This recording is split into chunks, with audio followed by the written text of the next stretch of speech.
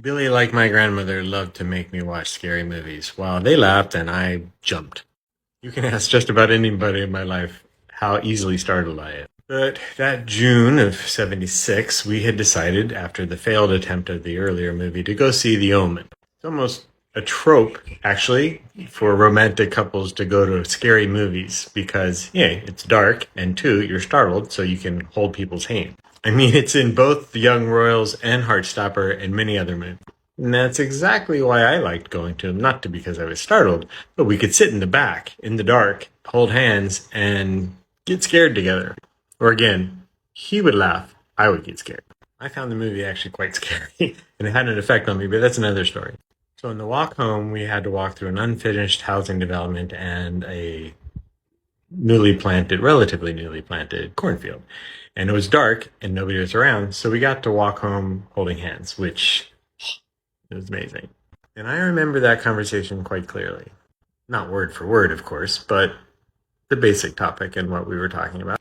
We spent a good amount of time talking about how we were going to live together in the future, how we were going to build two houses with a tunnel in between, what those houses would look like, and where they'd be, and all this other stuff.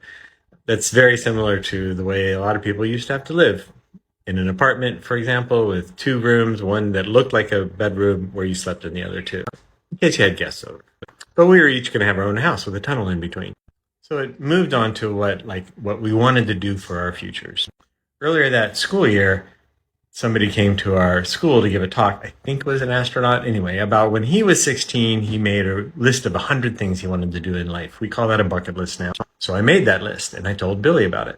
And the list ranged from riding a camel to visiting every continent to becoming an astronaut, the governor of Virginia, and a Nobel Prize winner, and get married and have kids. I actually marked off that latter one a few years later because that was probably more improbable than the others.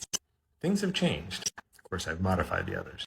So and I are talking about that, and Billy looks at me and goes, "I know you're going to do those things. You are definitely going to do those things." He says, "But I don't think I will. I don't think I'm going to do great things." I found that a little incredulous. Here was a sweet, kind, wonderful, happy, adventurous human being. He was going to do great things. So we had that disagreement for a bit. And he dropped me off at the house that I was sitting for. I probably asked him to stay with me a bit because I was still quite scared. But he had to go home, so there he went.